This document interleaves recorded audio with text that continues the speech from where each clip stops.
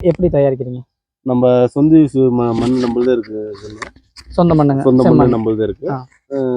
செம்மண் கலந்த மண் நம்ம சொந்த யூஸ் மண்ணே இருக்கு. சரி சரிங்கண்ணா. தண்ணி எந்த தண்ணிங்கண்ணா யூஸ் பண்றீங்க? செங்கல் தண்ணி வந்து தயாரிக்கிறது. போர் தண்ணி தான் யூஸ் சரிங்க. பண்ணுறோம். போர் தண்ணினா உப்பு தண்ணிங்களா?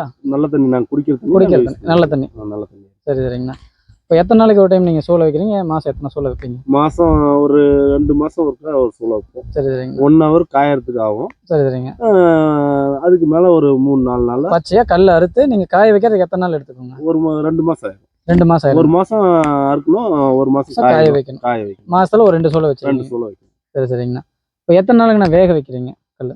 வேக வைக்கிறதுக்கு 3 நாள் ஆயிரும்.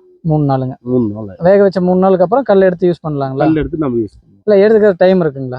எடுக்கிறதுக்கு ஒரு 3 நாள் வேக விட்டோம்னா ஒரு 2 நாள் ஆறுறதுக்கு கொடுங்க. சரி சரிங்க. நம்ம விறகு மட்டும்தான் யூஸ் பண்ணுறோம். விறகு பனைமரம் பனைமரத்து விறகு. பனைமர விறகு மட்டும் யூஸ் பண்ணுறோம். சரி சரிங்க.